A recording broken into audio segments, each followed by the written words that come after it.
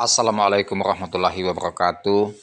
Jumpa lagi sama channel Lapi Weekends TV Edukasi Cryptocurrency. Oke teman-teman, di balik kesuksesan peluncuran domain pada saat PIPES tanggal 14 Maret 2025 dan antusiasnya para perusahaan besar merapat untuk mendapatkan domain Pi, di mana di samping kesuksesan itu, tentunya ada yang pro dan ada yang kontra terhadap domain Pi yang diluncurkan oleh Big Boss Pi Network Nicholas Kokalis. Sudut pandang mereka bagi para ahli, ya, ada suatu masukan-masukan yang dianggap tidak begitu spesifik penggunaannya itu, ya, penggunaan domain pasti ada celah-celah yang tidak diinginkan bagi para pengguna, terutama masalah kerahasiaan identitas pribadi. Nah, untuk kita bahas apa kritikan dari para ahli-ahli ini, teman-teman, kita lihat dulu market sekarang ya.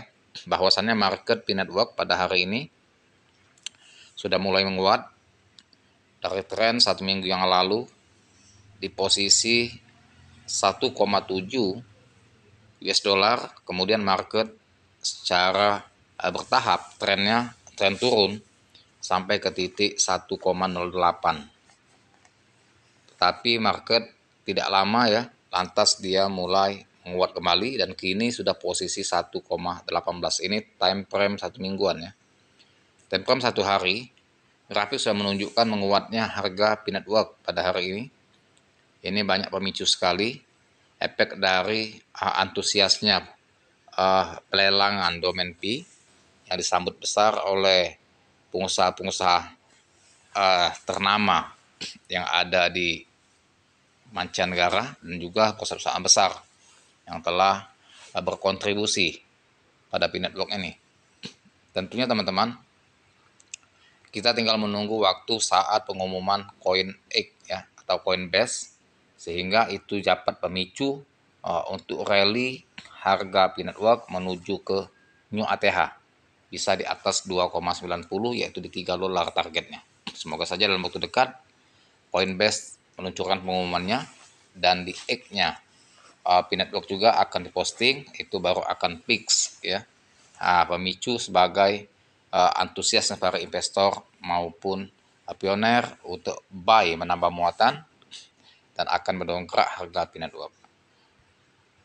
Nah, untuk peluncuran domain Pi, teman-teman, kesuksesan peluncuran domain Pi itu ya sangat luar biasa, antusias sekali diterima dari segala lapisan masyarakat dan juga pengusaha-pengusaha. Mereka berlomba-lomba untuk mendapatkan domain Pi sesuai dengan basic perusahaan mereka.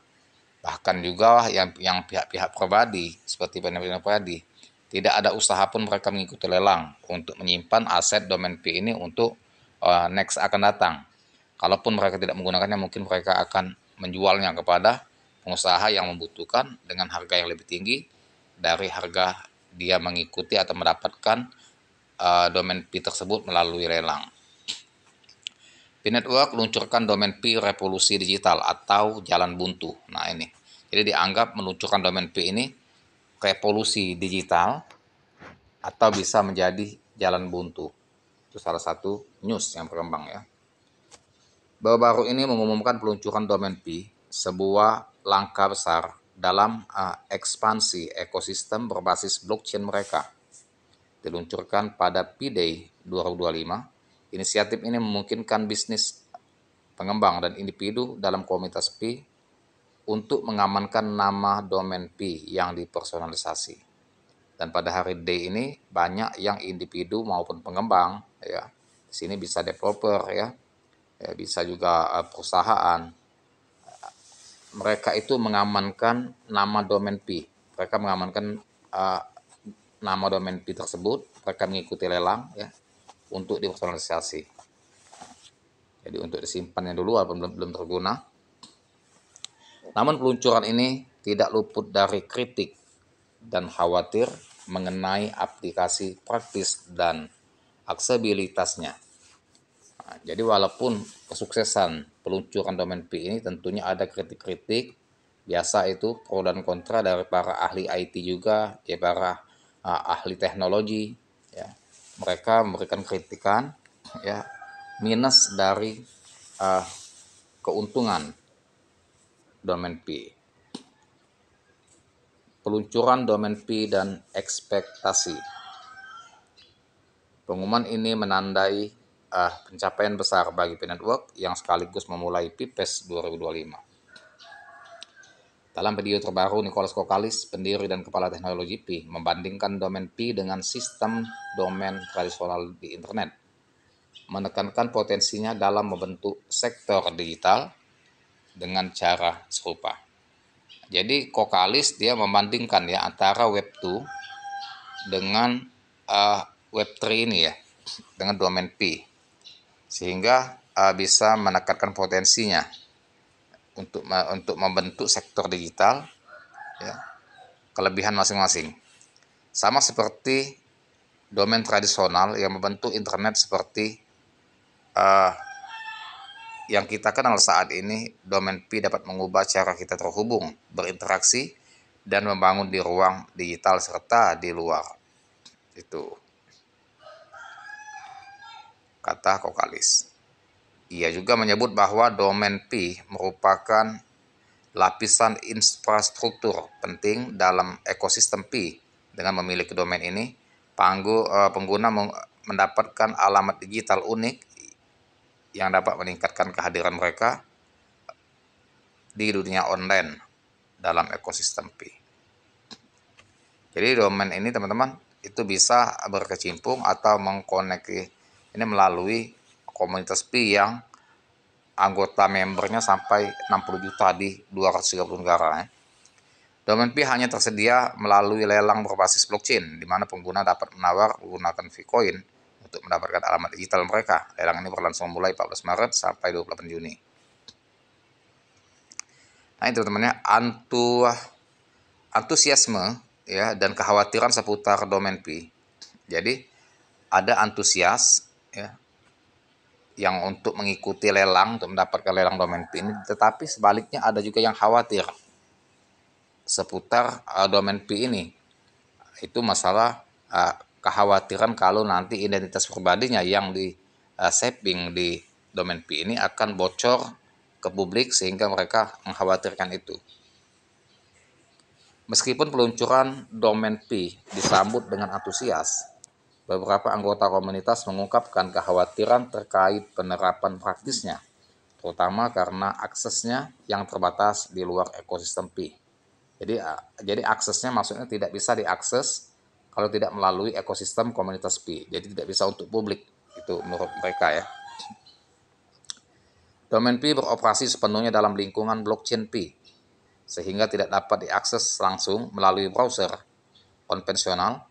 Pengguna harus menggunakan P browser atau mengaksesnya melalui ekstensi pnet.com. Nah, jadi pendapat mereka itu harus diakses melalui browser konvensional.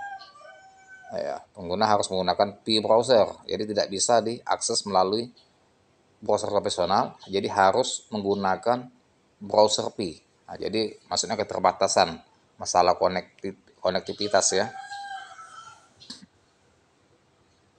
Domain P lebih mirip dengan alamat atau akun pengguna di jaringan tertutup. Nah, jadi maksudnya minusnya itu dia cuma bisa digunakan untuk di ekosistem atau komunitas P-Network. Seperti jaringan tertutup tidak bisa dikonsumsi untuk publik yang bukan merupakan masuk dalam ekosistem P-Network. Ini menimbulkan banyak pertanyaan yang mengkhawatirkan seperti apa kelola keamanan akses gateway, routing, enskripsi, pemantauan data, pengawasan hukum, hak dan perlindungan konsumen, otonomi dan sebagainya. Jadi banyak sekali faktor-faktor yang dikhawatirkan oleh para pihak-pihak ya yang melihat atau menilai bahwa ada sisi minus di dalam domain P ini. Selain itu, kurangnya pengawasan regulasi juga menjadi perhatian utama karena tim inti memiliki kontrol penuh atas domain-domain ini. Bahkan pelelangannya domain Google Fee ya, dengan harga 2050 Pi menimbulkan kekhawatiran terkait hak merek dagang dan hak cipta. Nah, itu teman-teman ya informasinya ya mengenai para yang mengkritik atau yang memberikan masukan bahwasannya ada minusnya dari keunggulan domain Pi. Nah, itu teman-teman sampai sini dulu informasi mengenai domain Pi dan pros dan kontra dari para ahli juga mengatakan ya. Dan inilah yang bisa saya sajikan. Terima kasih. Jangan lupa dibantu subscribe saya, like, share, serta komen. Dan saya akhir dengan assalamualaikum warahmatullahi wabarakatuh.